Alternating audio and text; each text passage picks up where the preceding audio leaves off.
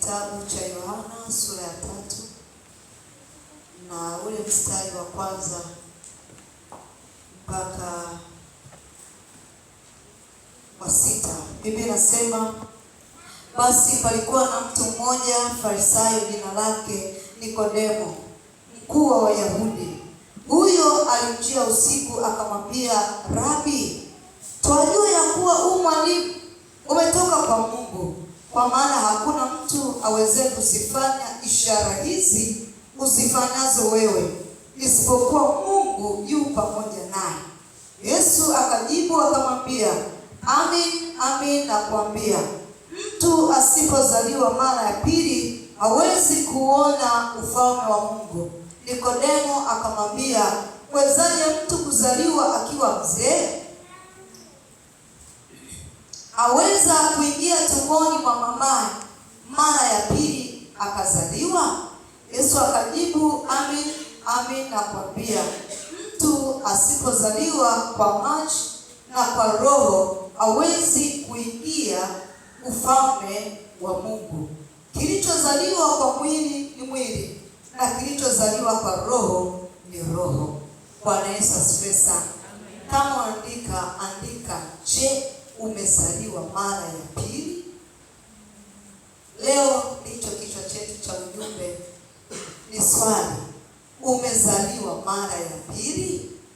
Leo mimi nakuuliza, Bwana anatuuliza, umezaliwa mara ya pili?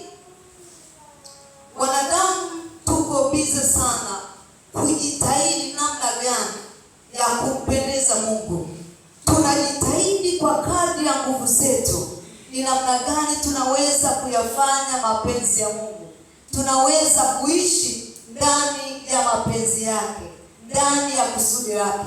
Kwa hiyo kila mwanadamu anajitahidi afanyeje ili amfurahishe Mungu, wengine kwa kutoa sadaka, wengine kwa kufanya jinsi anavyojua yeye. Anajaribu kufanya ili aweze kumfurahisha Mungu, ili Mungu aweze kupendezwa naye.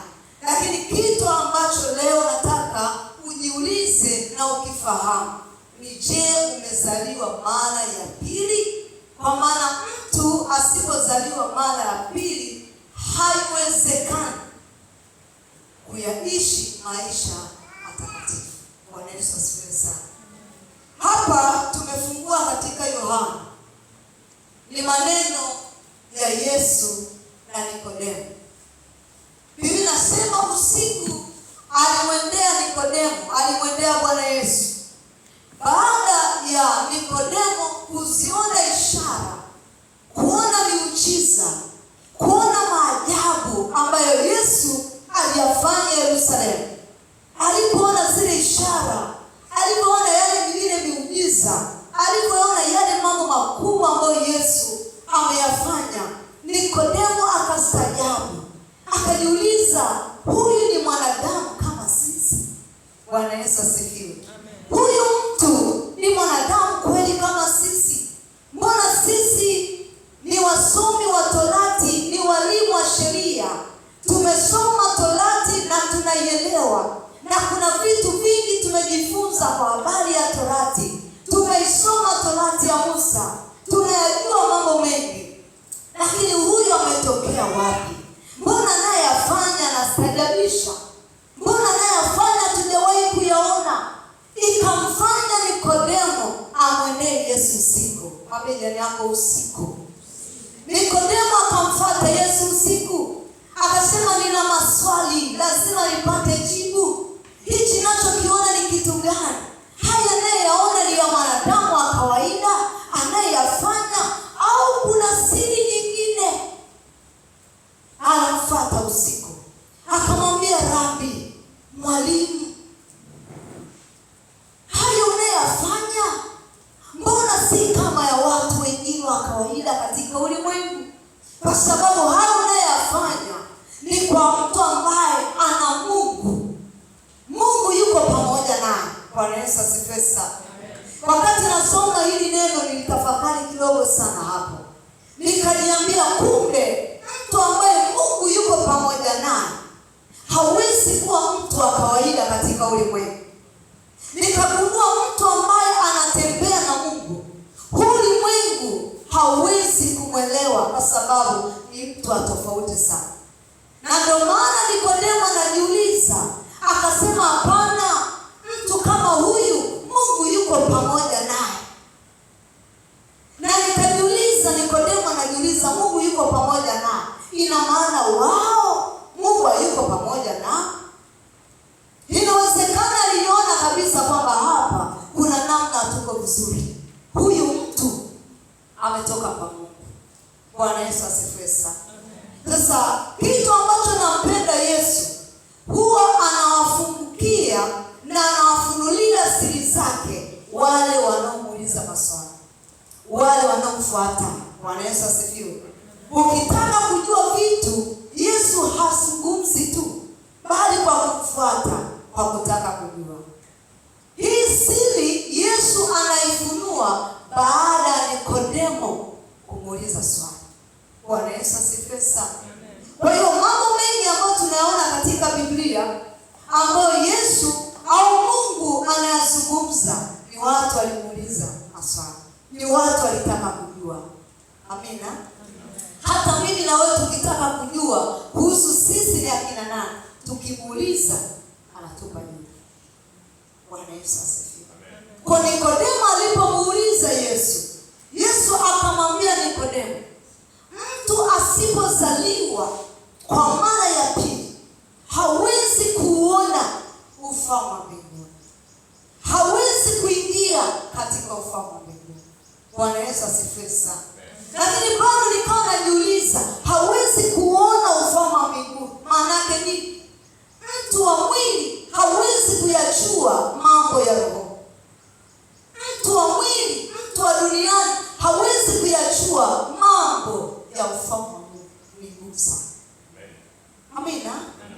Mtu ambaye yuko mwili, kwake yeye kumwambia mambo ya rohoni ni story ambayo ni ngumu sana, hawezi kuielewa.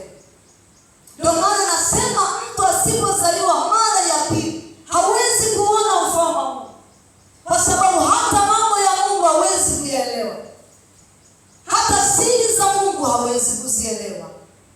Hata Mungu akizungumza hawezi kujua kwamba ni Mungu anazungumza. Bwana Yesu asifiwe sana.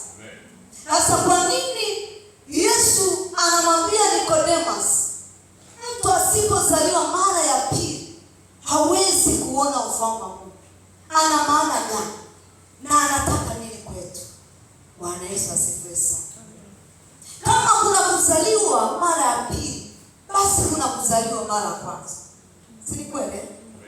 Kuzaliwa mara ya kwanza ni ile asili ya kawaida kabisa. Yaani sio kusema unawaza tofauti kuzaliwa mara ya kwanza. Hauko tofauti, unapowaza ndio hivyo kwanza. Amina. Ni kuzaliwa kawaida kama Mungu alivyoweka asili ya mimba itungwe, ingie tumboni, baadaye mtu azaliwe. Kawaida. Bwana Yesu asifiwe sana. Hiyo ni kuzaliwa kwa kwanza. Lakini huyo mtu alipotoka mbinguni, alitoka akiwa anamjua Mungu na anayajua mapenzi ya Mungu. Lakini alipoingia tumboni na akazaliwa katika ulimwengu, taratibu vitu vya Mungu vikaanza kufutika ndani yake. Kwa kadiri anapokuwa anapoendelea, kuna vitu, kuna maisha ya mbinguni ameyasahau. Hajui. Haleluya. Na kwa sababu hajui, basi roho yake kati yake yeye na Mungu haina uhai kwa ajili ya kukutana na kuzungumza na Mungu. Bwana Yesu asifiwe. Amen. Utanielewa vizuri. Kwa sababu huyu mtu yuko katika mwili. Huyu mtu amezaliwa katika mwili na anayaishi maisha ya mwili. Anatembea katika mwili. Anaishi katika dunia. Atafanya mambo ya duniani, atawaza kidunia. Yesu anamwambia mtu aliyezaliwa kwa mwili ni mwili, na kilichozaliwa kwa roho ni roho. Kilichozaliwa kwa mwili kitawaza ya mwilini tu. Tuko pamoja? Amen. Atawaza ya duniani tu, atawaza ya mwilini tu, atatembea kimwilini, ataishi maisha mwili.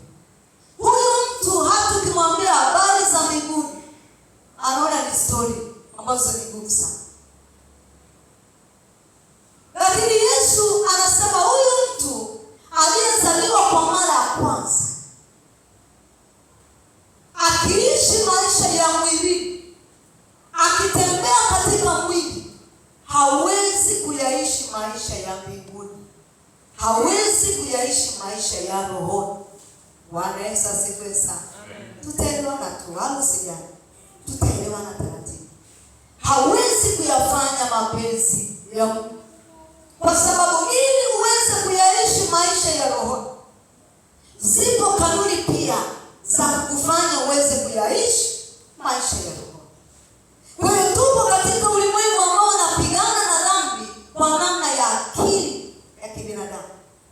Tupo katika ulimwengu ambao unashindana na vita za ulimwengu kwa namna ya akili ya kibinadamu. Lakini tusichokijua ni kwamba akili ya kibinadamu ina ukomo. Uwezo wa kibinadamu una ukomo. Yesu akaja duniani kwa ajili ya kuturudisha rohoni. Bwana Yesu asifiwe sana. Haleluya. Namna ya kwanza ya kuzaliwa mara ya pili ni kumwamini Kristo kama Bwana na Mwokozi wa maisha yako. Hakuna namna yoyote mwanadamu ataweza kuyaishi maisha ya rohoni asipomwamini Kristo, kwa sababu Kristo ndiye aliyekuja kututoa mwilini na kuturudisha rohoni. Haleluya kanisa. Baada ya Adamu kuwa amepoteza, Kristo alikuja kuturudisha rohoni. Kwa hiyo kama Kristo alikuja kuturudisha rohoni, hakuna namna yoyote mwanadamu katika ulimwengu ataweza kuishinda vita ya ulimwengu kama hajamwamini kwanza Kristo. Hata awe nani, asipomwamini Kristo hawezi kuingia katika maisha ya Mungu. Ndio maana Yesu katika Yohana 3:16 anasema, kwa maana jinsi hii Mungu aliupenda ulimwengu hata akamtoa mwanawe wa pekee, ili kila mtu amwaminie asipotee. Asiyemwamini amepotea. Asiyemwamini amekwisha kupotea, yupo upotevu. Kwa sababu hakuna ushirika kati ya mbingu na dunia. Ni vitu viwili tofauti, viko mbali mbali. Bwana Yesu asifiwe. Anayeweza kuvikutanisha mbingu na dunia ni Mungu. Haleluya kanisa. Bwana Yesu asifiwe. Ndio maana Yesu alipenda kusema, nimekuja kuleta ufalme wa mbinguni. Kila alipokuwa kuhubiri anasema, ufalme wa mbinguni umekaribu. Nimeuleta ufalme. Yeye ndiye alikuja kuleta ufalme. Kwa hiyo asiyemwamini Kristo, watu wa Mungu, asiyemwamini Kristo yuko upotevu. Na hakuna namna yoyote ambayo unaweza sasa ukayaishi maisha ya roho. Kanuni ya kwanza ya kuingia rohoni ni kumwamini kwanza Kristo kama Bwana na Mwokozi wa maisha yako, kama yeye aliyekufa na kufufuka kwa ajili yako, kama yeye aliyekuja kuturejesha na kuturudisha mahali tulipokuwa tumepotea na tumepoteza. Asiyemwamini amepotea. Kuzalia kwa mara ya kwanza, kwa namna ya kwanza ya mara ya pili ni kumwamini Kristo. Anasema katika Yohana 14:6, anasema, mimi ndimi njia ya kweli na uzima. Mtu hawezi kwenda kwa Baba asipopita kwangu. Kuna watu wengi wanasema, mimi napenda Mungu. Mungu yupi? Haleluya kanisa. Amen. Mungu gani? Ipo miungu pia mingi katika ulimwengu. Anasema mtu hawezi kwenda kwa Baba asipopita kwa njia ya mimi. Kwa Yesu amekuja kuwa njia ya sisi kuingia roho. Kanuni ya kuingia roho ni kumwamini kwanza Kristo. Zipo njia nyingi katika ulimwengu, na wanadamu tuna njia zetu nyingi sana. Bwana Yesu asifiwe. Lakini njia ya kwenda katika ufalme wa Mungu, njia ya kumwona Mungu, ya kwanza ni kumwamini Kristo. Kwa hiyo mtu asipomwamini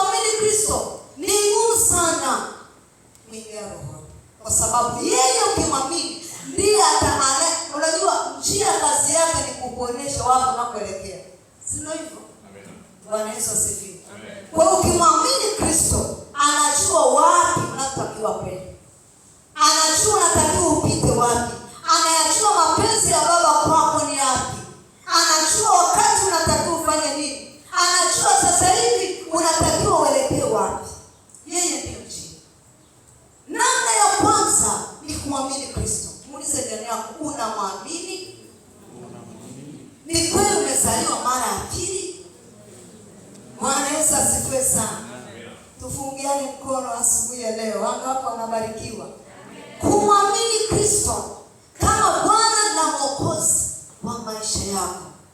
Hiyo ni namna ya kwanza ya kuzaliwa mara ya pili.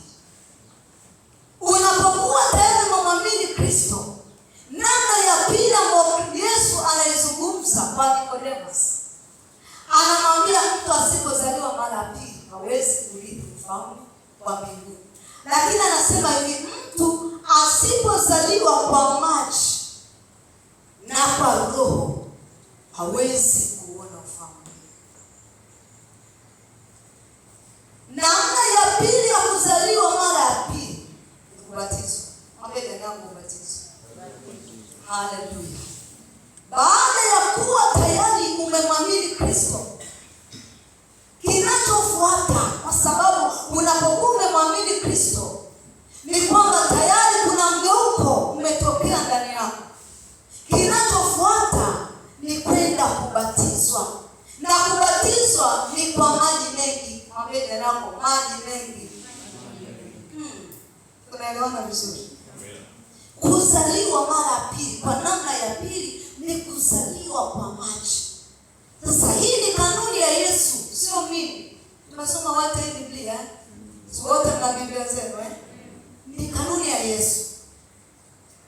Kuzaliwa mara ya pili kwa njia ya ubatizo. Ubatizo ni nini? Na kwa nini tubatizwe? Ubatizo ni kuzamishwa. Kuzamishwa kwenye maji na kuinuliwa, ikiwa kama ishara ya kufa na kufufuka kwa Kristo. Bwana Yesu asifiwe kanisa. Ndio maana leo nakupa kanuni za kuyaishi maisha ya rohoni. Utapigana na dhambi mpaka kesho kutwa, uwezi usipoenda katika hizi kanuni. Utajitahidi namna kushinda ulimwengu, utashindwa usipozifuata hizi kanuni ambazo Yesu alipoziweka. Ana maana na anajua ni kwa nini. Anaujua mwili wako, anaijua dunia vizuri, na ndio maana anasema kwamba hakika duniani mna dhiki, lakini jipeni moyo, kwa maana mimi nimeushinda ulimwengu. Kwa hiyo ameziweka hizi kanuni, anajua nini kinachoendelea katika maisha ya wanadamu. Ndio maana namwambia Nicodemus, usipozaliwa mara ya pili kwa maji, huwezi kurithi ufalme. Kubatizwa. Ubatizo ni agizo. Mwambie yako ni agizo. Ni agizo la Kristo. Haleluya. Katika Marko 16 mstari wa 15 mpaka 16. Basi ukipata nisome. Leo tunajifunza Marko 16. Ngoja tusome hapa. Marko 16 mstari wa 15 mpaka 16. Tusoma kitabu cha Marko 16 mstari wa 15 mpaka 16. Biblia inasema, akawaambia, enendeni ulimwenguni mote, mkahubiri Injili kwa kila kiumbe. Ndio. Aaminie na kubatizwa ataokoka, asiyeamini atahukumiwa. Asante sana. Bwana Yesu asifiwe sana. Tunamuona ni Yesu anatoa agizo kwa kanisa, kwa wanafunzi wake. Enendeni ulimwenguni kote, mkahubiri Injili. Aaminie na kubatizwa ataokoka. Ubatizo ni agizo la Kristo kwa kanisa. Unapobatizwa maana ni unapobatizwa maana umekubaliana ya kwamba ni kweli Kristo alikufa kwa ajili yangu. Umekubali kuwa mali ya Kristo. Haleluya kanisa. Umekubali kuwa total surrender kwa ajili ya Kristo. Umekubali kuikana dunia kwa ajili ya Kristo. Katika ulimwengu wa roho kinachofanyika tunapobatizwa, kwanza ni utakaso na ni toba. Maji ni utakaso, ni katika mwili na katika roho. Haleluya. Haleluya. Tunapozamisha, huwezi ukamzamisha mtu au mtu hawezi kusikwa miguu yake kabaki juu. Mtu anaposikwa anasikwa mzima mwili ule ndani, sio hivyo? Hasa hii ishara ya maji, tunakubatiza kwa ishara kwamba umekufa kwa habari ya dhambi na unafufuka na utu mpya pamoja na Kristo. Ni ishara, lakini ni tendo la kiimani. Naongea na kanisa, utanielewa tu, wala usichukie. Amina, utanielewa. Ni ishara ya kwamba umekufa na Kristo na umefufuka pamoja naye. Kwa hiyo sio wewe tena ambao unataka kuishi, bali ni Kristo ndani yako. Haleluya. Ndipo hapo sasa Paulo anasema anaishi sio mimi, ni Kristo ndani yangu. Umekuwa tayari kwa ajili ya Kristo. Ubatizo ni toba, ubatizo ni utakaso. Viungo vyetu sisi vimefanya mambo mengi. Tuko pamoja hapa. Mwili huu tunaovaa una mambo mengi. Kwa hiyo hii ni kati ya namna ya kuingizwa rohoni watu wa Mungu. Ni namna ya kutaka kuyaishi sasa maisha ya kimbingu. Ukikwepa hizi kanuni ni ngumu sana kwenye maisha yako. Unakufa pamoja na Kristo, unafufuka pamoja na Kristo, unatakasika. Yohana katika Mathayo 3:11 anawaambia hivi, jamani, mimi nimekuja ninawabatiza kwa maji, lakini yupo anayekuja nyuma yangu ana nguvu kuliko mimi. Mimi sistahili hata kulegeza kamba ya gidamu ya viatu vya kamba yake. Bwana Yesu asifiwe. Anasema mimi nawabatiza kwa maji, lakini yeye atawabatiza kwa Roho Mtakatifu na kwa moto. Yesu alibatizwa kwa maji mengi. Biblia inasema alibatizwa katika mto Yordani. Wangapi wanamwamini Kristo? Kristo alibatizwa katika mto Yordani. Akiwa kuhani aliyesimama kuhani kwa ajili ya kuwakilisha wanadamu, Yohana ndiye aliyebatiza. Kwa Yohana alisimama kama kuhani kuwakilisha wanadamu, akambatiza Kristo katika mto Yordani. Kwa nini Kristo alibatizwa? Kwamba yeye ametenda dhambi. Huu mwili tu kuvaa ni dhambi. Bwana Yesu asifiwe sana. Haleluya kanisa. Kwa sababu Kristo alikuwa ni 100% mwanadamu na 100% Mungu. Ilibidi abatizwe. Na ilibidi abatizwe kwa kutupa sisi, yeye ndiye kielelezo chetu. Amina kanisa. Kielelezo chetu ni Kristo. Kwa hiyo mwalimu inabidi akufundishe kwa vitendo. Tuko sawa sawa. Alisimama mbele yetu, kila alichokifanya ndicho tunakifanya. Na alipomaliza akamwambia msiishie hapa. Enendeni ulimwenguni kote, mkaihubiri Injili kwa kila kiumbe. Aaminie abatizwe. Kwa nini asiseme tu atakayeamini apokee Roho Mtakatifu yaendelee maisha? Abatizwe. Ubatizo ni agizo.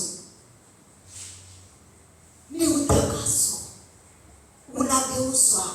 Katika ubatizo, kitu kinachofanyika katika ulimwengu wa roho, najua nini? Bwana Yesu asifiwe. Mungu ana kawaida ya kuangusha maadui zetu katika maji. Ana kawaida ya kuamaliza maadui zako kupitia maji pia. Ndio maana wakati mwingine mtu akiwa anasumbuliwa sana na nguvu za giza, sisi wasenge tunambatiza. Tunataka nini? Kwa imani. Sisi hapa kwa imani. Amina. Na tunaona Mungu akiwafungua watu.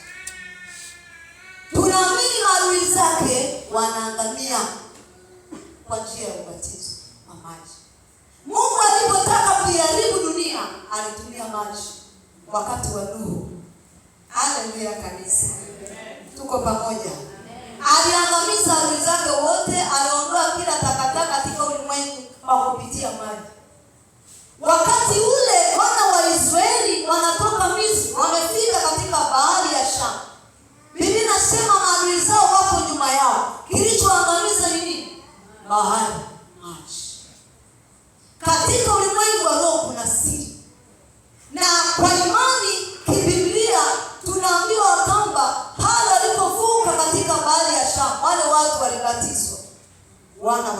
Israeli. Maadui zao waliangamia katika maji. Ubatizo wa maji mengi una nguvu sana. Ubatizo wa maji mengi umebeba siri. Hata Paulo, hata Petro alikuwa akienda kuhubiri, akimaliza kuhubiria watu, alafu wale watu kwa kulisikia neno la Mungu wanajikuta wanajazwa na Roho Mtakatifu. Wakimaliza kujazwa waishie hapo, anaambia ukabatizwe. Amen. Naongea na kanisa. Amen. Inawezekana umeisha upata ubatizo wa Roho Mtakatifu. Haimaanishi kwamba usibatizwe kwa maji. Ipo siri. Kuna mahali katika ulimwengu wa roho utapiga hatua, baadaye utarudi tu nyuma. Kwa sababu kuna vitu. Unajua Mungu ni wa sheria na kanuni. Unajua katika tuliokuwa tuko shule enzi hizo. Haleluya. Unakokotoa, unajaribu kujifanya unapata jibu tu pale. Unaandika vya uongo pale, jibu ni kweli, lakini njia tofauti. Sasa Mungu haangalii jibu, angalia njia. Ndio maana kwambia mimi ndio njia. Umekokotoa vipi imekuja mpaka likapatikana hili jibu. Haleluya kanisa. Kwa hiyo hakuna ambacho tutakiruka tukaiona tuko salama. Hakuna ambacho tutakikimbia tukaiona tuko salama. Bwana kama ameruhusu tubatizwe, na anaweza kutuzuia? Hakuna. Unaweza ukapiga hatua za kiroho, ukajiona umepiga hatua. Wewe niwaambie watu, nimeshuhudia hizi kanuni za Mungu ni za muhimu sana. Kuna watu wengi unaweza ukawa na upako, ukawa na mafuta, lakini ukikosea kanuni ndogo ndogo za Mungu unarudi nyuma. Unanielewa? Bwana Yesu asifiwe. Unarudi nyuma. Kitu kidogo katika ulimwengu wa roho kina nguvu sana ya kuweza kuvuta. Ukisoma katika kitabu cha Warumi, Mungu ana mimi katika Warumi. Na nataka leo tuelewane vizuri. Tusome katika Warumi 8 mstari wa 6. Hapana, tuanze na Wakorintho wa kwanza 10. Wakorintho wa kwanza 10 mstari wa kwanza. Anasema, kwa maana ndugu zangu, sipendi mkose kufahamu ya kuwa baba zetu walikuwa wote chini ya wingu, na wote wakapita kati ya bahari, na wote wakabatizwa wawe wa Musa katika wingu na katika bahari. Nasoma maneno. Wote wakala chakula kile cha roho. Mimi nitaka nishia hapa. Wote wakabatizwa wawe wa Musa katika wingu na katika bahari. Walibatizwa wageuzwe wawe wa Musa. Sasa hivi hatugeuzi kuwa wa Musa. Sasa hivi tunageuzwa kuwa wa Kristo, wake Kristo. Tuwe mali ya Kristo. Unapobatizwa unageuzwa kuwa mali ya Kristo.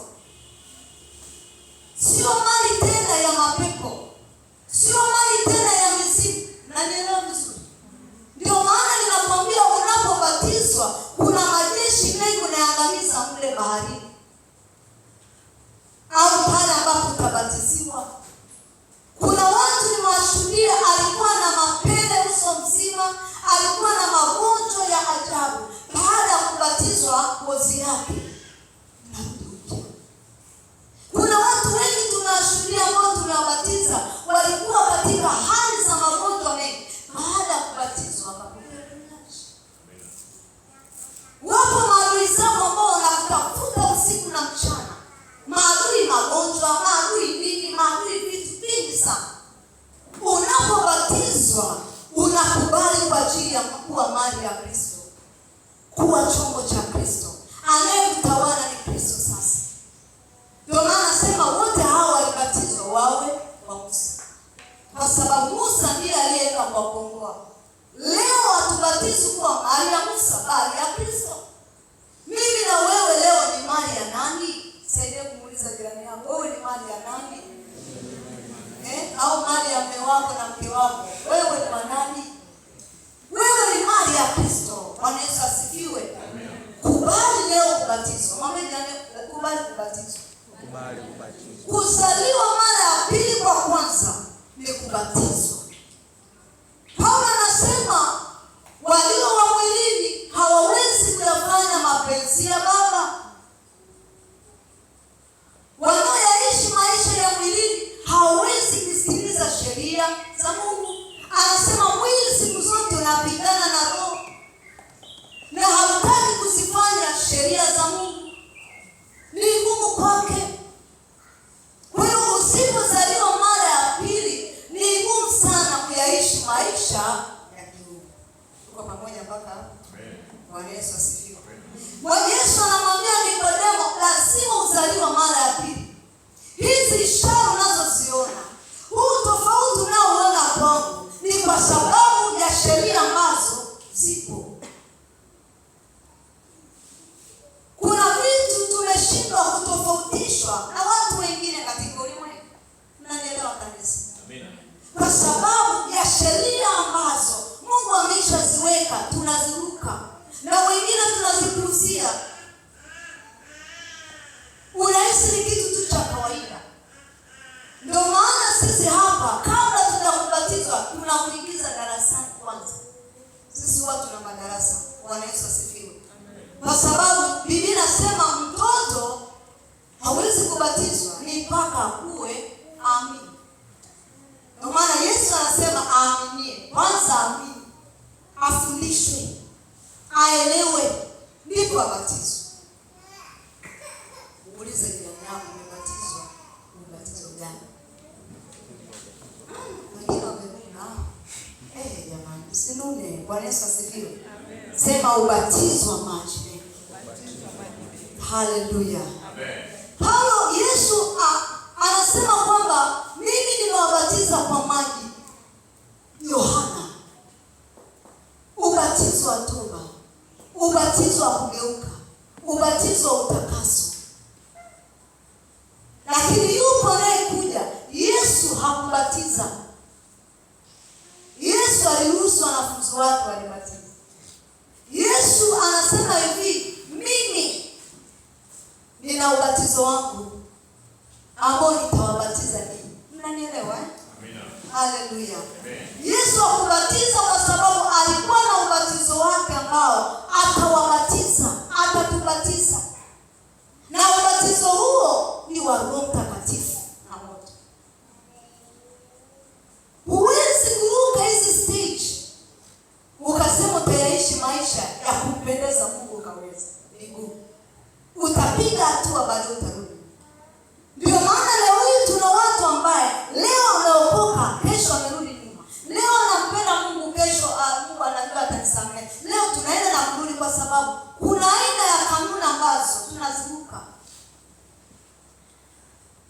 Lakini baada ya kubatizwa haina maana kwamba umefika. Tuko pamoja? Amen.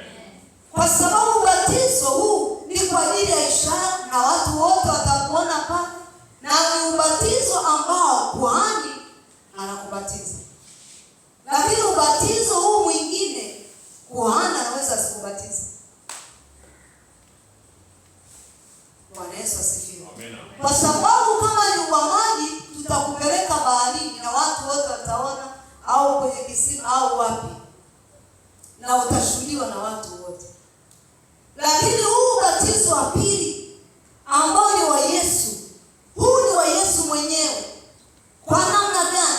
Kwa juhudi za yule mtu ambaye tayari amebatizwa na kiu na shauku yake ya kutaka kumjua Mungu. Naongea na kanisa. Amina. Kwa sababu baada ya kuwa umegeuzwa kwa ajili ya Kristo, sasa ni kwa ajili, ni shauku yako ya kutaka ubatizo na Mungu wa pili. Anayekubatiza kwa Roho Mtakatifu ni Yesu. Roho zetu anazichukua, anazamisha kwa Roho Mtakatifu. Haleluya. Haleluya. Roho yako yako inakuwa na uhai kwa habari ya Mungu. Roho yako inakuwa na nguvu kwa habari ya Mungu. Ndio maana anasema kwamba mimi nakuja kwa ajili ya kuwabatiza ubatizo wa Roho na ubatizo wa moto. Hakuna namna utaweza kuishinda dhambi. Hakuna namna tunaweza kuyaishi maisha ya rohoni kama hatujabatiza sasa ubatizo wa pili wa Roho Mtakatifu. Sema ubatizo wa pili. Roho Mtakatifu. Bwana Yesu asifiwe. Haleluya. Mwambie jirani yako Roho Mtakatifu.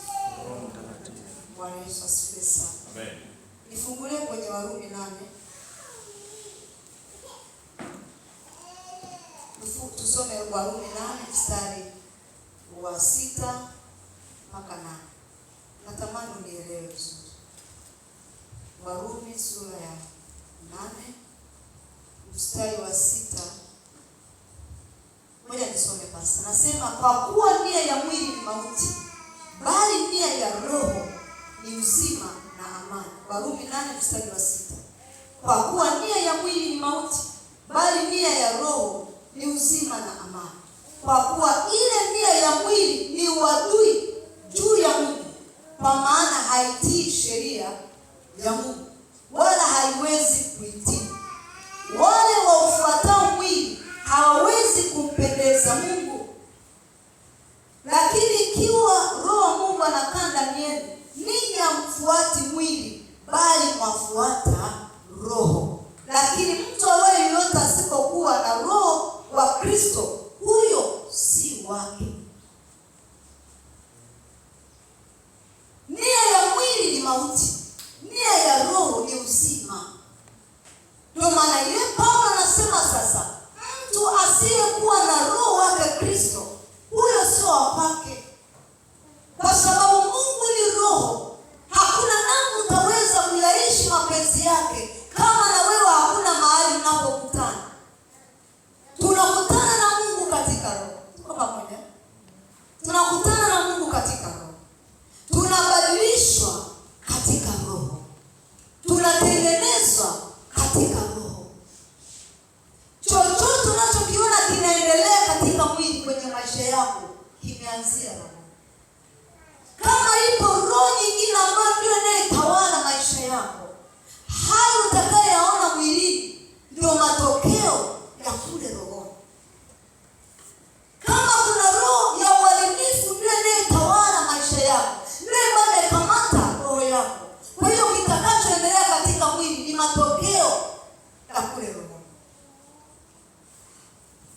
Kwa hiyo ili tuweze kuyaishi maisha ya kumpendeza Mungu, lazima tubatizwe kwa Roho Mtakatifu.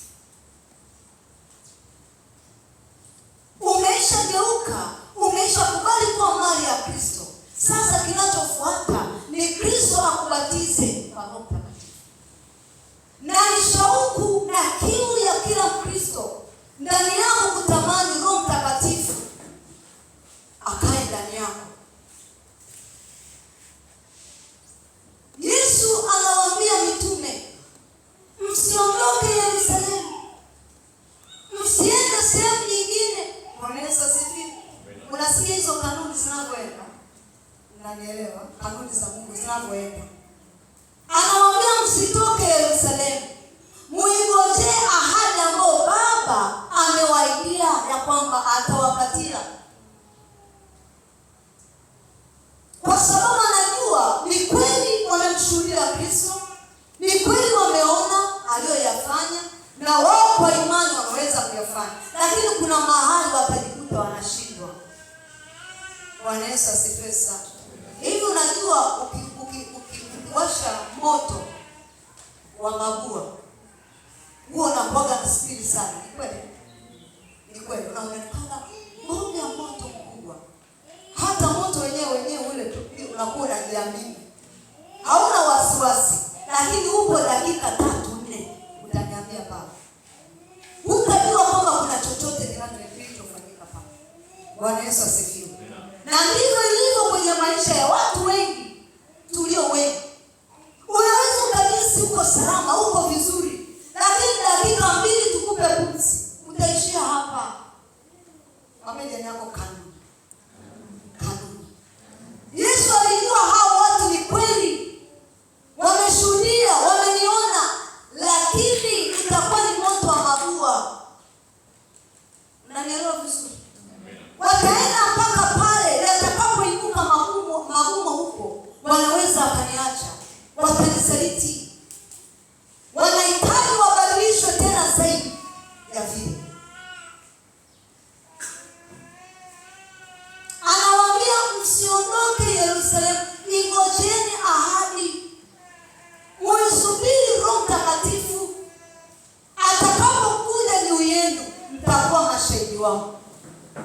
Mtakuwa mmeachiliwa. Bwana Yesu asifiwe sana. Tuna watu wengi sana ambao tumeingia kuzipiga vita kabla tujajazwa Roho Mtakatifu. Na tumepigwa. Mmenielewa vizuri? Haleluya. Tumeshambulia vitu vikubwa ambavyo viko nje ya uwezo wetu, tumepigwa. Tumeangamia. Kujazwa na Roho Mtakatifu ili ni jambo kwanza endelevu. Nanielewa? Hapo kwanza endelevu. Kujazwa, kubatizwa ni kitu endelevu. Kumpokea kinaweza katokea mara moja. Kujazwa ni kila siku. Kuna vita ambazo tumepigana katika maisha yetu. Tumepigwa kwa sababu tumeenda kabla ya kubatizwa. Yesu anaambia msiondoke. Msubiri ahadi. Na anawaambia mtakapokuwa amekuja juu yenu, mtaipokea nguvu, mtakuwa mashahidi wangu. Yerusalemu, Samaria na kila mwisho wa ulimwengu. Mtaenda. Kwa sababu gani? Kwa sababu Roho Mungu atakapokuja juu yenu, atawafundisha habari zangu vizuri. Mtaweza kuzishuhudia vizuri. Mtaweza kuelezea habari za Mungu vizuri. Mtaongozwa na yeye. Anaambia kuna wakati mtapelekwa. Wakati Yesu anaambia hivi, kuna siku mtapelekwa mabarazani kwa wakuu, wamewashtaki. Anauliza msijiulize mtajibu nini, maana Roho wa Bwana atawapa cha kujibu. Walikuwa bado hawajaanza kupelekwa. Hawajapewa ahadi. Bwana Yesu asifiwe. Amen. Walikuwa bado hawajapelekwa. Yesu anajua siku inapata ambazo watapelekwa huko. Kama watakuwa na Roho Mtakatifu hawataweza, watakana tu. Yesu atujue. Huwezi kumhubiri Kristo kama Roho Mungu hayuko ndani yako. Huwezi kuzipiga hizi vita za ulimwengu kama Roho Mtakatifu hayuko ndani yako. Na si hayuko ndani yako kama hujajazwa na kubatizwa. Amina. Kama hujabatizwa, mwangalie jana yako, kama hujabatizwa au kubatizwa, ni ngumu kushinda. Haleluya. Ndio maana upo nyumbani kwako, misikia kapaka kamepiga pu, unaruka utaki tena na uogopa unajificha. Kwa nini? Ubatizwa Roho Mtakatifu. Ukiwepo ndani ya mtu, anaweza kuomba sawa sawa na mapenzi ya Baba. Ubatizwa Roho Mtakatifu ukiwepo ndani ya mtu, anaweza kutembea ndani ya mapenzi ya Baba wa mbinguni. Kwa sababu sio yeye tena anayeishi, bali Mungu ndani yake. Ubatizwa Roho Mtakatifu ukiingia ndani ya mtu anabadilika. Akili yake inabadilika. Mtazamo wake unabadilika. Hawezi tena kuanza kuwaza mambo ya ulimwengu. Ukiona bado nawaza ulimwengu, ubatizo bado. Ubatizo bado. Lazima upokee ubatizo. Mlazimishe. Hata amegoma. Bwana Yesu asifiwe. Haleluya kanisa. Ukiona bado upo katika kushindana na dhambi kwa nguvu zako mwenyewe, utajitahidi na kwambia nisirudi tena. Kweli kabisa, usirudi tena. Utarudia. Unaniangalia, utarudia wewe. Hebu msubiri Roho Mtakatifu. Upokee ubatizo wa moto. Ndio unaoichoma dhambi.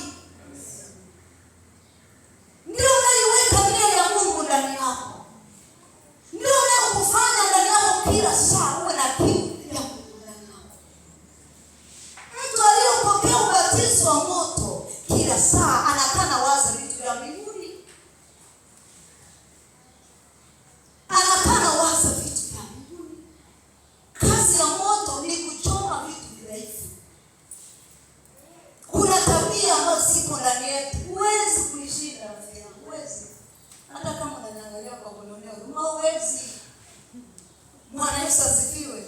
Dunia imejitahidi, hatuwezi. Ndio maana Yesu anawaambia ninyi hamtaweza. Petro, kaeni hapa, muingojea ahadi hiyo, muipokee kwanza. Msiende kuhubiri hizo habari kama mtapokea Mungu. Msiende kuwahubiria watu, msiende kuwashuhudia watu, msiende kuwaponya watu kama mjaupokea huo moto. Na hii ni kitu ambacho ni shauku ya kila mtu anatakiwa awe nayo. Amen na kanisa. Kama kweli umeikana dunia, hautamani kuyaishi maisha ya ulimwengu, unatamani maisha ya mbinguni yawe ndio maisha yako, basi huwa na shauku ya ubatizo wa moto ndani yako kila saa. Wazo mtakatifu. Unajua kilichotokea siku ya Pentekoste ni yeye alishuka na akakaa pamoja nao.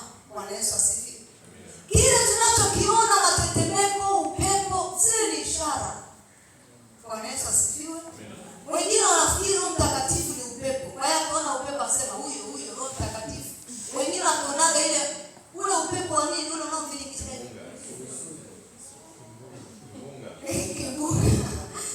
Kimbunga. Nasema huyo siku ya Pentekoste ndio hii sasa. Kimbunga kitakubeba, kitakutupa.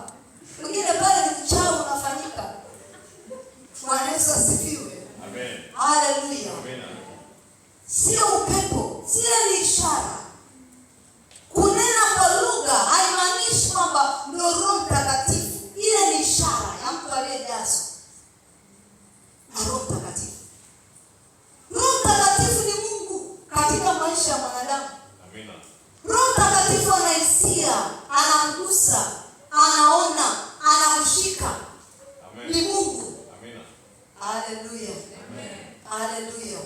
Wanachofanya kwetu sisi ni kututia nguvu. Roho zetu zitiwe nguvu kwa ajili ya nini? Ya kushinda ulimwengu. Amen. Ni kututia nguvu kwa ajili ya kupambana na mambo ambayo yako katika ulimwengu. Ni kututia nguvu ili tuyafanye mambo katika ulimwengu. Ulimwengu tushangae kwamba hao watu wana namna gani.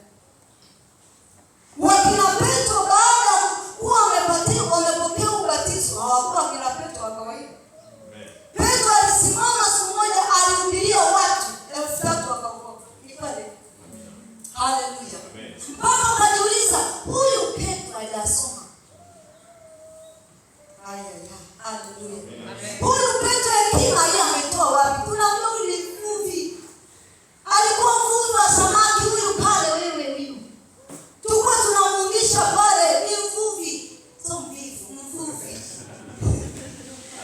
Haleluya. Tunamjua ile hekima, ile elimu ametoa wapi? Watu wa Mungu. Ili tutofautishwe na ulimwengu, tupokee Roho Mtakatifu. Tupokee ubatizo wa moto. Uwe na kiu ndani yako. Ulimwengu hauwezi kukushangaa kama unapokea moto. Utafanya biashara na watu wengine ukiupokea huu moto. Unatofautishwa. Amen. Utakuwa ofisi moja na watu wengine ukiupokea huu moto unatofautishwa. Amen. Haleluya. Amen. Unashangaa watu wamesoma hata kuliko wewe, lakini una hekima, una ufahamu, una maarifa, kama unajishangaa mwenyewe. Kwa nini? Roho Mtakatifu. Amen. Kwa sababu unaipata akili ya mbinguni. Amen. Haleluya. Amen. Mangapi tunaelewana vizuri hapa? Bwana Yesu asifiwe. Amen. Ubatizo wa Roho Mtakatifu. Siku ile Petro alipomaliza kuhubiri, hakuishia hapo. Akafanya na ishara, akafanya na maajabu. Watu wakamshangaa. Hakuna anayeweza kumshangaa katika ulimwengu mtu wa Mungu kama hujapokea huo moto. Hata ukiwa shuleni, ukiwa katika ofisi, ukiwa katika biashara, mahali popote ambapo utakuwepo, Mungu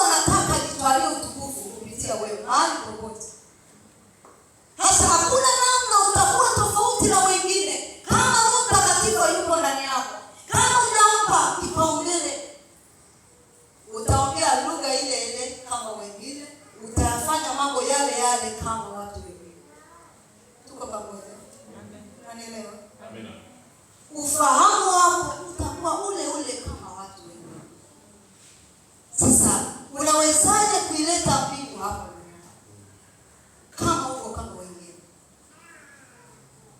Kwa sababu ni mapenzi ya Mungu wewe usababishe mbingu duniani. Ni mapenzi ya Mungu. Mungu alitwalia utukufu hapa duniani kupitia mimi na wewe. Namna pekee ya sisi Mungu kujitwalia utukufu ni kupitia Roho Mtakatifu. Kwa sababu Roho Mtakatifu ndio connector kati yetu sisi na Mungu. Hatuwezi kuyajua mapenzi ya Mungu kama Roho Mtakatifu hayuko ndani yetu. Hatuwezi kuyaishi maisha tofauti kwa sababu hata watu wengine wanakula ugali kama wa kwetu, wanakula chipsi kama za kwetu, wanatembea kama sisi. Nini kitakacho tutofautisha? Bwana Yesu asifiwe sana. Nikamkumbuka mtu mmoja jana, nadhani nilikuwa nakumbuka mtu mmoja anaitwa Yakobo. Bwana Yesu asifiwe. Yakobo ni mfugaji kama watu wengine. Anaenda kuchunga. Wanaenda kuchunga mbuzi, kondoo kama watu wengine. Lakini Yakobo huyo anaupokea utajiri usio wa kawaida wa kimbingu. Amen. Ongea na watu. Amen. Bwana Yesu asifiwe. Mbingu inampa maarifa, inampa ufahamu ambao hatumii nguvu. Yakobo anaenda kwa Raba, namwambia muda wangu sasa umefika hapo. Namwambia sasa itakuwaje? Wameongea wamemaliza kabisa. Sasa hivi kitu kilichopo nitakulipa hivi. Wale mbuzi ambao watakuwa wanazaliwa sasa hivi wenye malaka na madoa au ndio watakuwa hapa. Mbingu zikampa haki kufanya kazi na mbingu. Bwana Yesu asifiwe. Haleluya. Amen. Hakutumia nguvu, akaambiwa hivi, nenda kachukue mti aina fulani ya mti. Alafu uchonge ufanye kama una madoa na malaka.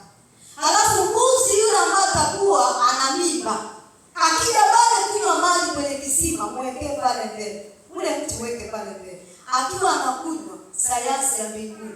Madoa, malaka.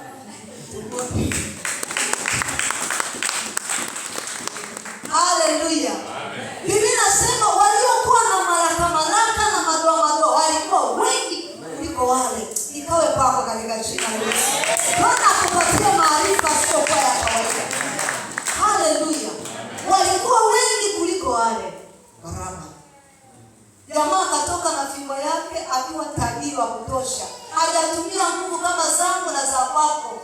Sasa unajitahidi sana, unapambana, tafuta hela. Unapambana, ni kweli mpendwa, tunazitafuta.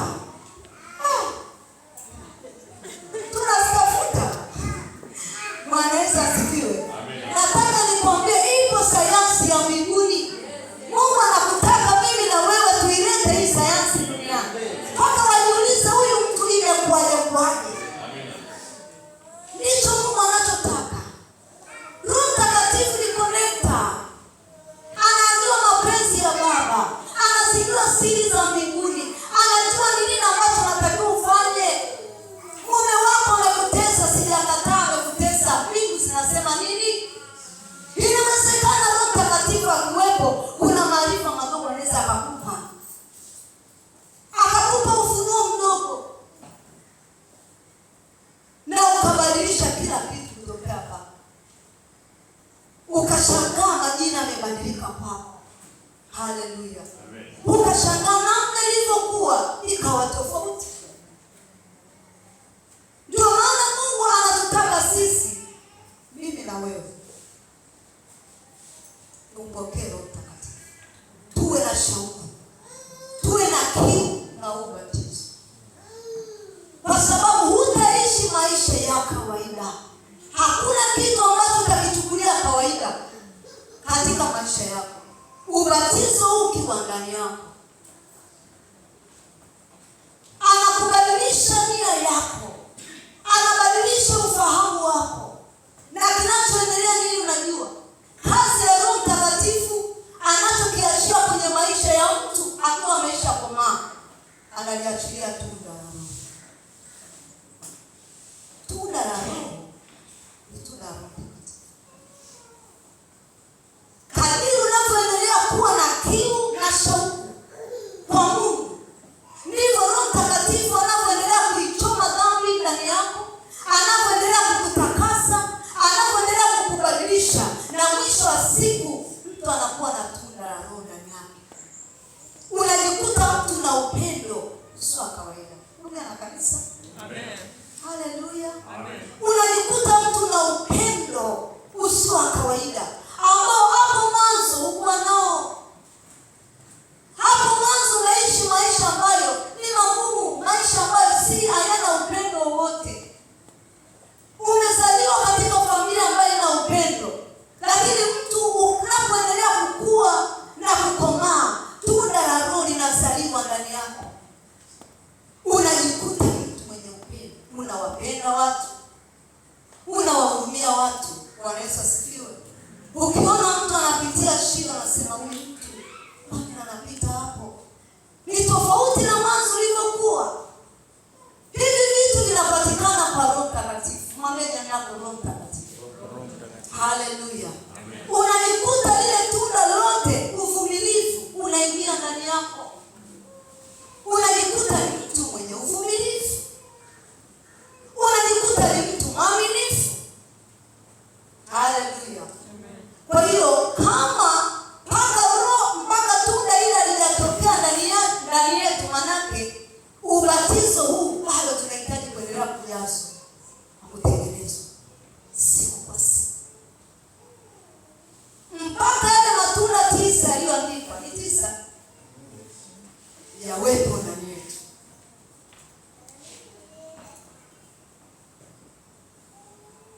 Muulize jirani yako, una upendo? Hata wewe mwenyewe hujui kama una. Bwana Yesu asifiwe. Kuna uvumilivu. Bwana Yesu asifiwe. Kwa sababu kuvumilia ni tunda la Roho ambalo linatusaidia sisi wakati tunapita kwenye nyakati ngumu, tunakuwa uvumilivu kwa Mungu, tukisubiri kwamba Mungu hichi kipindi nacho kitapita, alafu tutaingia kwenye kipindi kingine kizuri. Kama una uvumilivu, hili tunda ndani yako, unakimbia.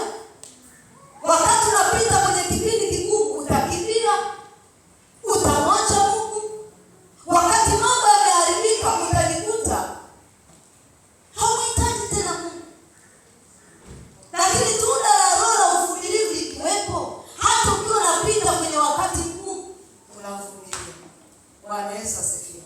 Lakini unavumilia ukiwa na tumaini kwamba mambo yatakaa vizuri. Amen. Haleluya. Bwana Yesu asifiwe. Uvumilivu. Uaminifu. Hii dunia sasa hivi inatafuta watu waaminifu, haiwapati. Ni kweli? Unaona sasa? Bwana Yesu asifiwe.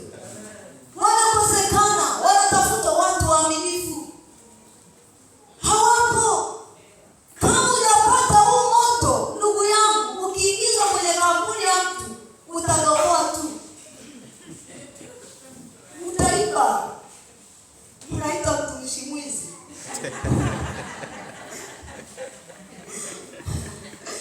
Haleluya.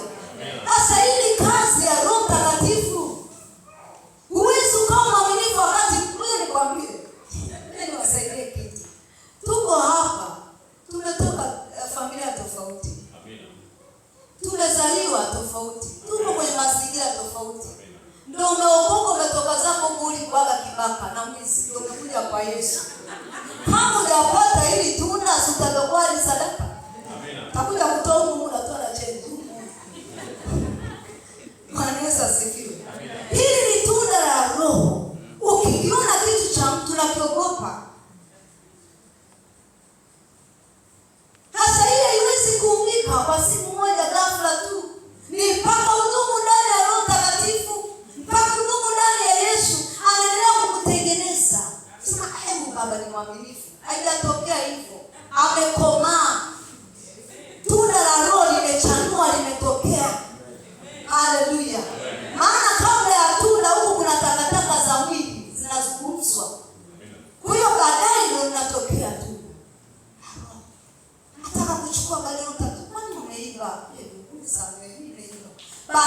mwisho wa siku mtu anakuwa mwaminifu. Dunia inatafuta watu waaminifu. Watu ni wezi, watu ni vibaka. Bwana Yesu asifiwe. Si wa hukumu, lakini ulimwengu ndivyo ulivyo. Kwa hiyo usipokuwa na Mungu unakuwa mtu mwingine. Ngoja nikwambie, Roho Mungu asipotawala ndani yetu, ipo roho nyingine itatawala. Utayafanya mambo ya roho nyingine ambayo ni za mwilini, ni mambo ya ulimwengu, utayafanya mtu. Na utajikuta unaona ni fashion, ni kitu cha kawaida. Nini kitakacho kutofautisha na watu wengine? Nini kitakacho kutofautisha? Wanaoenda kwenye madhabahu za kuzimu na wanaoenda kwenye madhabahu ya Mungu, nini kinachotofautisha? Ongea na watu leo. Haleluya. Tunda la Roho linatoka kwa Roho Mtakatifu. Akikuona umekomaa, linaachiliwa, linachipuka. Unakuwa na kiasi. Hata kuongea unakuwa na kiasi. Kila kitu kinakuwa na kiasi. Bwana Yesu asifiwe. Hivi hujawahi kuona mtu kabla hajaokoka alikuwa anaongea mpaka anapitiliza? Baada ya kuokoka, anavyoshepiwa taratibu na shangaa mtu ana maneno mengi. Ni kweli? Nimewaonea kuambia. Ni kweli? Mungu anaweka maneno machache, pointi chache za maana. Amina. Amina. Ukiingia kwenye kikao naongea pointi, watu wanajiuliza hekima hii imetokea wapi? Roho Mtakatifu. Amina. Kila kitu. Amen. Lakini Roho Mtakatifu kitu kingine anachokifanya kwetu, akupa vitu vya mwili ili uwe na shauku na kila siku mtamani. Haleluya. Amen. Ni karama. Karama bosi wake ni Roho Mtakatifu. Zipo karama nyingi katika Biblia. Bwana Yesu asifiwe. Hadi kuna karama za kutia moyo. Hadi kuna karama za masaidiano. Hadi kuna karama ya imani. Hivi ni kwa ajili sasa ya kufaidiana kwa ajili ya mwili wa Kristo. Amina. Mungu anakiachia kitu kwa ajili ya watu wengine. Anasema uishi tu hapo, ninakupa pia kwa ajili ya watu wengine. Roho Mtakatifu ndiye anayeachilia karama. Amen. Na anamgawia kila mtu kwa ajili atakavyo yeye. Anaweza akakupa mbili, anaweza akakupa moja, anakupa kwa ajili ya kazi yake. Kwa hiyo kwenye ufalme wa Mungu sisi wote ni watenda kazi. Haleluya. Zipo karama za maongozi. Kuna watu wengine hawawezi kuongoza kanisa. Tuko pamoja? Amen. Haleluya. Kuna watu wengine hawana hii karama. Ni karama. Kuongoza ni karama pia. Lakini nazungumza katika upande wa Mungu. Amina. Ni karama. Mtu unajikuta anaweza kuwakusanya watu na kufanya vitu vizuri. Karama sio kila mtu. Imani pia ni zawadi, karama. Amina. Inatoka kwa Roho Mtakatifu. Unabii ni karama pia. Inatoka kwa Roho Mtakatifu. Paulo anasema zitamanini karama zilizo kuu. Kwa hiyo hata kuitamani karama ya Roho Mtakatifu ni wajibu wako. Unaweza ukaitamani na anaweza akupatia. Amen. Naongea na kanisa. Amen. Kwa ajili ya kufaidiana. Ndio nikwambie kitu.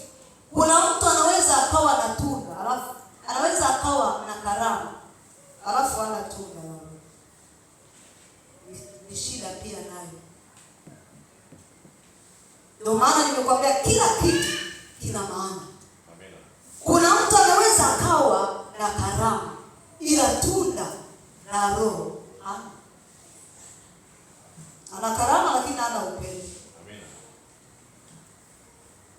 Sasa haiwezi ikaenda mbali, itazima. Ana karama lakini hana uvumilivu, inazima. Itaenda mpaka hapo, itazima. kusaidiana kwa ajili ya mwili wa Kristo ujengwe. Kila mtu lazima uwe na shauku ya kuzipokea karama za Roho Mtakatifu. Hizi si kwa ajili ya wachungaji. Naongea na mambo magumu leo. Si kwa ajili ya watumishi, kwamba watumishi, mapasta, maaposto ndio wajaje hizi karama. Hapana. Ni zawadi ambazo anampatia yeyote. Unaweza ukawa mtu ambao unaingiaga kanisani na unatoka na ukaipokea hii karama. Amina. Bwana Yesu asifiwe. Amen. Ni kadiri yeye atakavyopendezwa na wewe. Hasa hebu imagine karama ziko ndani yako, au karama ya Mungu ipo ndani yako. Tunda la Roho lipo ndani yako. Unapata wapi muda wa kuwaza mambo ya mbinguni? Mambo ya duniani? Haiwezekani. Kwa sababu kila siku Roho Mtakatifu atakuwa anakubatiza, anakutia nguvu ili uendelee mbele. Bwana Yesu asifiwe. Ili uendelee kuzaa matunda kupitia karama aliyokupa. Ili uendelee kuwafuta watu wengine mahali popote ambapo amekuweka kwa ajili ya ufalme wake. Mwambie jirani yako una kitu cha kufanya. Bwana Yesu asifiwe sana. Umezaliwa mara ya pili. Anayetuzaa ni Kristo kwa neno lake. Anatubatiza kwa Roho Mtakatifu na kwa moto. Kwa hiyo huu moto ndani ya mtu unakuwa unachemka kila saa. Anakuwa na shauku, anakuwa na hamu ya kutaka kuyafanya mapenzi ya Mungu. Bwana Yesu asifiwe. Ndio hao wengine inatokea ananena kwa lugha, anaipokea, ni karama pia. Amina. Ni karama pia kunena kwa lugha. Sio kila mtu anaweza. Ile ukiwa na kiu, ukiwa na shauku unapata. Maana ni ahadi.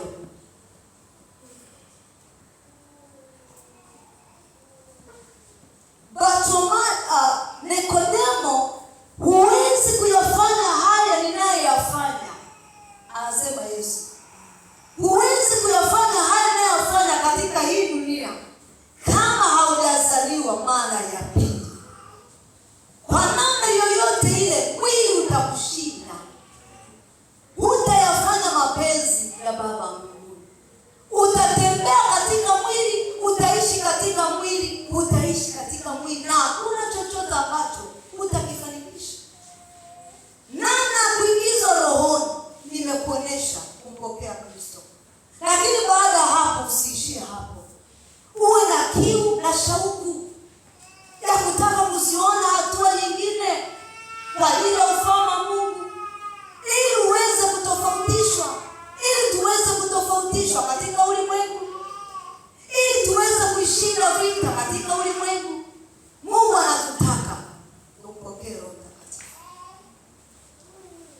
tubatizwe kwa ubatizo.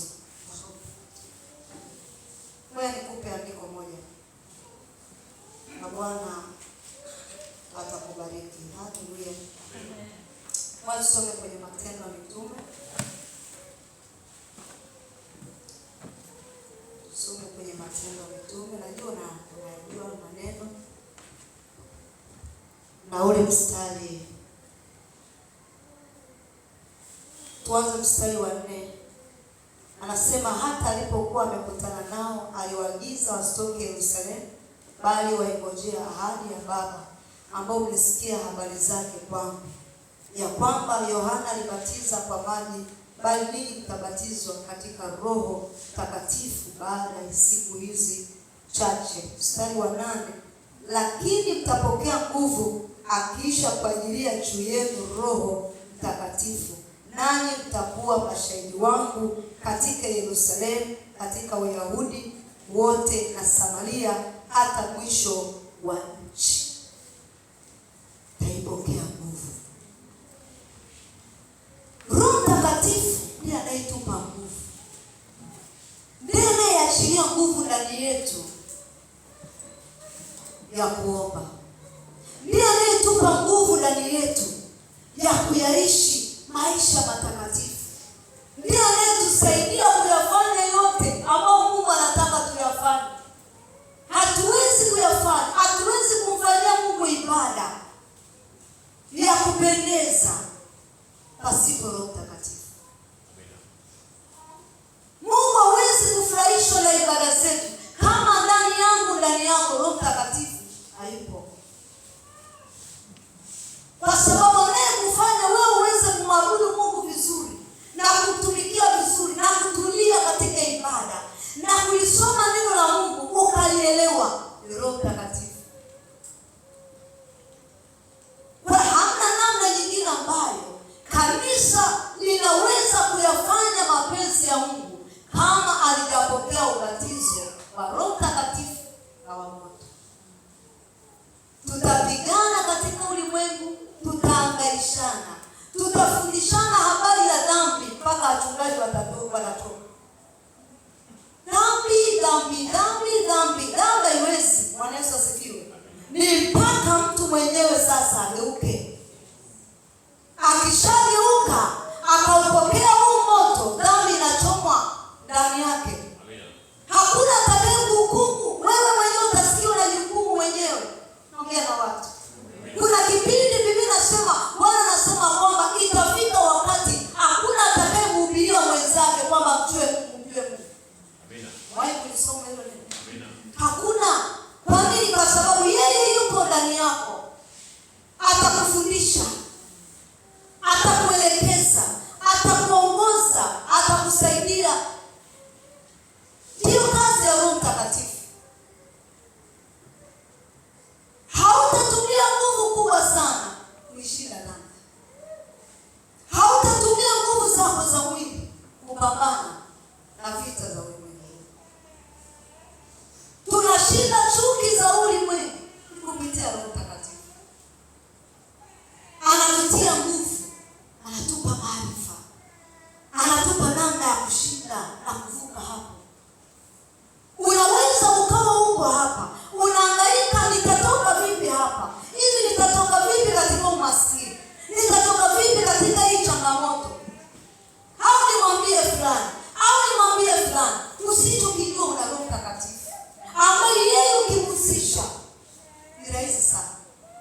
Ni rahisi sana. Watu wa Mungu mnanielewa? Amina. Bwana Yesu asifiwe. Amen. Ni rahisi sana. Yupo karibu na wewe kuliko hata nywele. Ukitulia anatulia. Ukimhitaji anajidhihirisha. Ukimtamani anakaa ndani yako. Akikuelekeza ukamtii, anazidi kuongezeka ndani yako. Anazidi kukuongeza ndani yako. Ulimwengu huu unashindana kwa maneno, unashindana kwa namna zote, lakini wewe kushinda kwako ni Roho Mtakatifu. Ni yeye akupe nguvu. Biblia inasema atukuzwe yeye aweze kufanya mambo kuliko yale tuyaombayo au tuyawazayo, kwa kadri ya nguvu itendee kazi ndani yetu. Anatenda zaidi ya vile tunavyoomba, anafanya zaidi ya vile tunavyowaza. Bwana Yesu asifiwe. Akili yake iko juu ya akili zote za ulimwengu. Roho Mtakatifu. Bwana Yesu asifiwe. Akili yake iko juu ya ulimwengu huu. Kuna namna ambavyo unatamani uishinde vita yako unayopitia. Kuna namna unatamani uvuke hapo ulipo. Lakini je, unamshirikisha Roho Mtakatifu? Je, umezaliwa mara ya pili? Je, umeupokea ubatizo huo? Kuna sehemu ambapo kina Paulo alikuwa anahubiri, akamwambia, jamani, wewe umesikia hata habari za Roho Mtakatifu? Akawawekea mikono wakajazwa. Kwa sababu walikuwa na kiu, walikuwa na shauku. Roho Mtakatifu asiishie kwenye maandiko tu. Kanisa, haleluya. Hii ni ahadi ya Baba. Ni kwa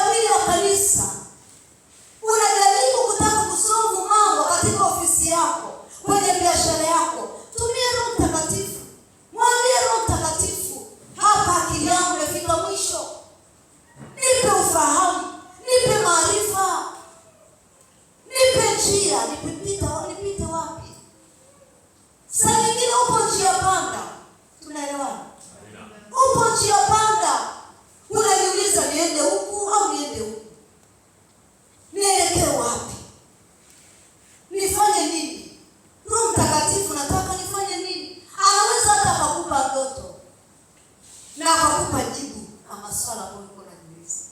Anaweza hata ukaingia kanisani ukakutana na neno akakwambia kile nilichokuwa najiuliza ndio hicho. Jibu lake lile pale. Hasa kama hauko naye, hata jibu lako likija huwezi kupokea. Hata yeye mwenyewe akiwa ameleta majibu, kama hauko naye ndani yake, utatambua kwamba hayo ni majibu yangu ya maswali niliyokuwa najiuliza. Utajua. Hata unaweza ukakuta mtumishi yuko anasoma Biblia hapa, likawepo neno lako, ni Roho Mtakatifu anakuambia hicho cha kwako.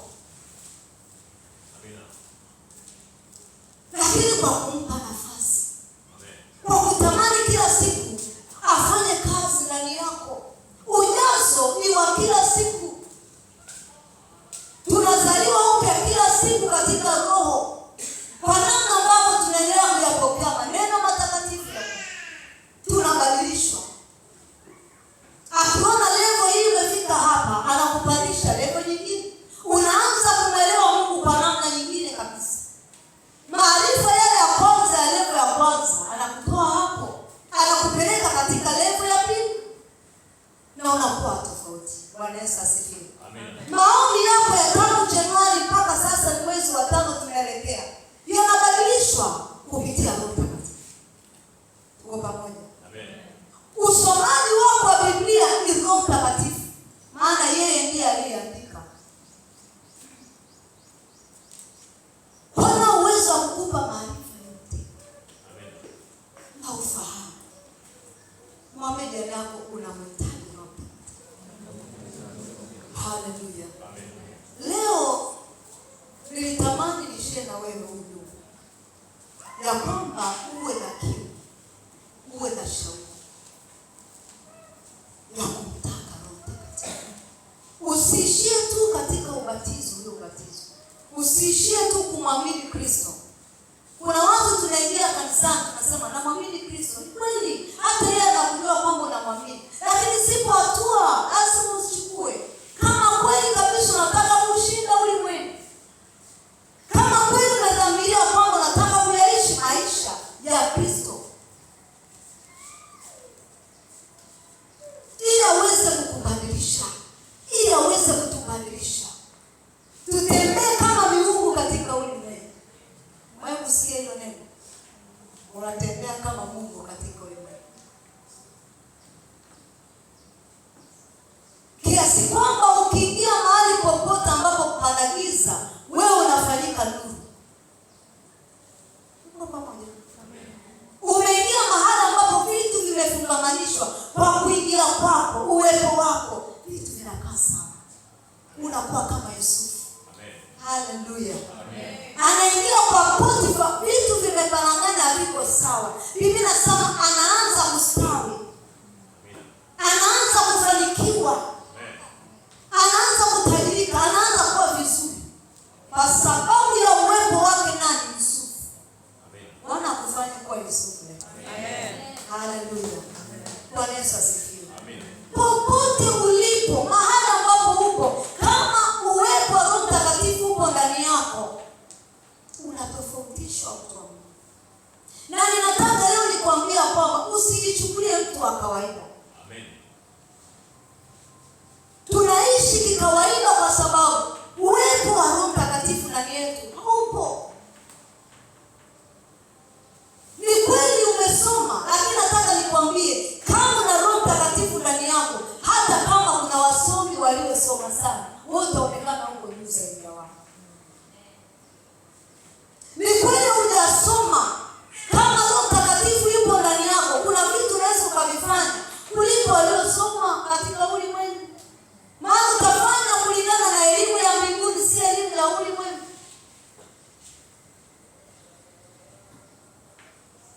Haleluya. Amen. Wangapi wananielewa leo? Bwana Yesu asifiwe sana.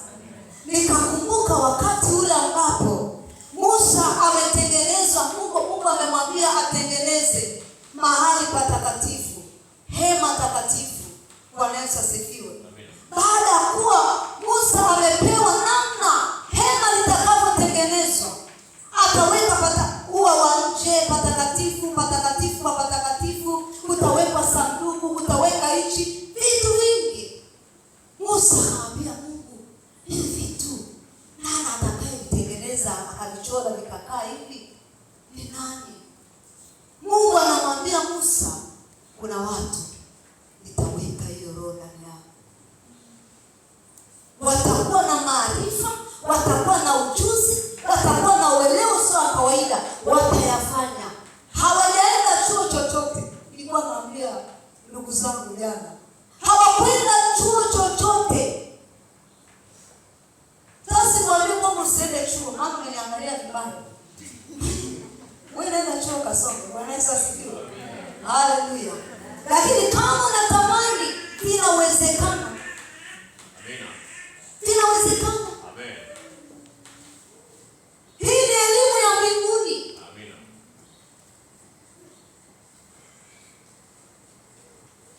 Akamwambia nitaweka huo ujuzi. Musa, wala usiwe na wasiwasi.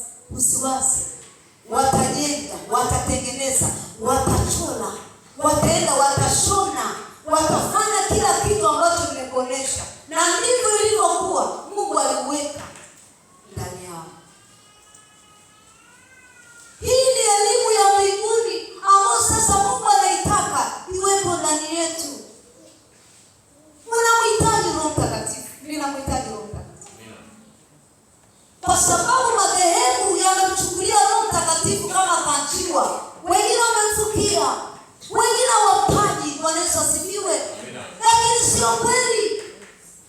Anafanya kazi, yupo pamoja na kanisa kwa ajili ya kulitofautisha na ulimwengu huu, ili ulimwengu uweze kusema lipo kanisa, wapo watu, wapo watumishi. Roho Mtakatifu, ujuzi huo upo, maarifa hayo yapo. Unashangaa unafanya vitu ambavyo hakuna aliyekufundisha. Naongea na watu leo. Amina. Unabarikiwa. Amen. Unaitamani hiyo ninayokuambia. Amen. Bwana Yesu asifiwe. Ni nzuri. Acha kulia.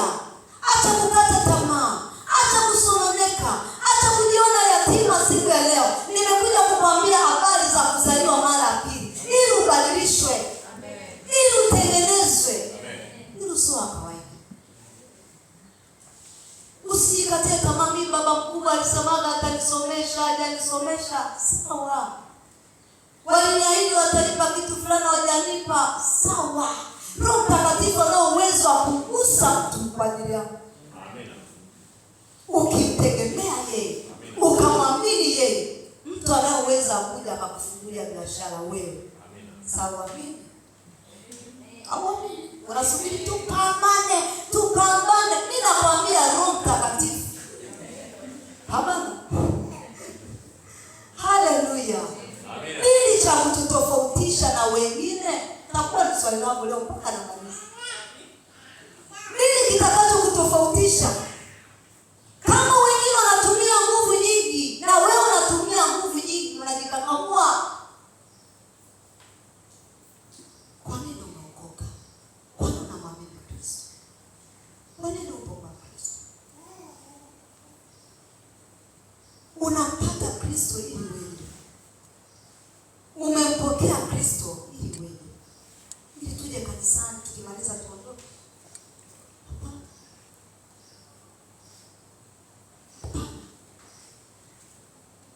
Uko na wamama wenzako, lazima alama iwepo kupitia wewe.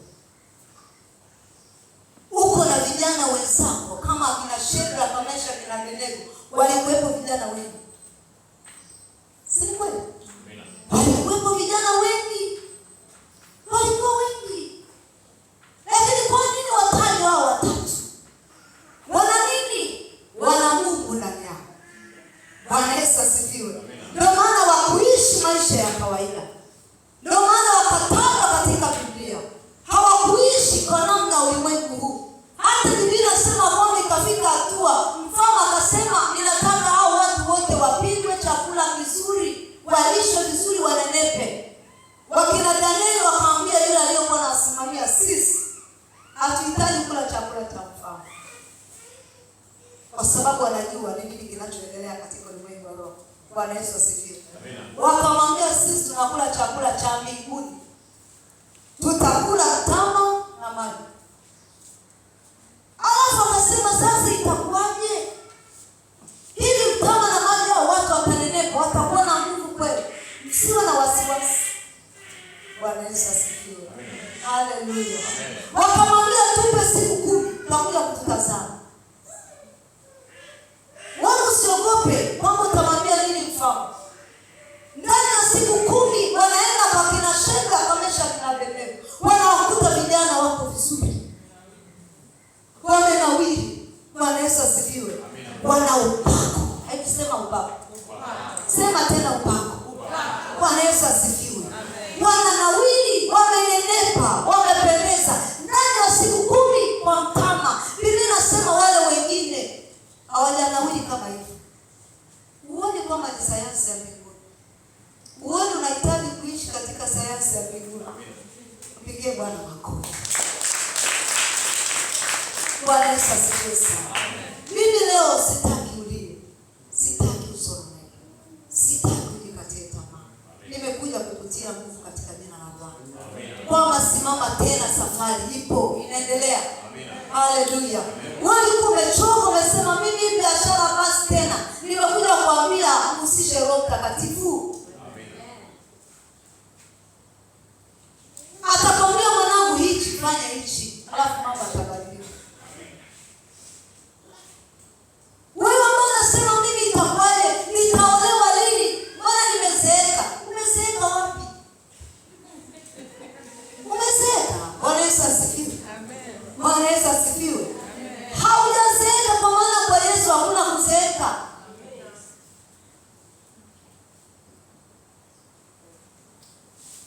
Unamhitaji Roho Mtakatifu. Mimi nimeshuhudia kuna watumishi wa Mungu, jamani, tangu nikiwa mdogo yuko vile vile, hazeeki. Bwana Yesu asifiwe. Yaani yuko vile vile, mbona niambia huyu aongezekani? Bwana yuko vile vile. Bwana Yesu asifiwe. Upako, sema upako wa Roho Mtakatifu. Haleluya. Unanawisha, unanawiri. Sio unanawishwa, unanawiri, unapendeza, unavutia. Bwana Yesu asifiwe. Hata ngozi yako ilikuwa imechakaa, Roho Mtakatifu anaisafisha upya, anakufanya kuwa cute. Unahitaji vipodozi, unahitaji vitu vingi, unahitaji Roho Mtakatifu. Wamenuna nilivyosema vipodozi. Haleluya. Unamhitaji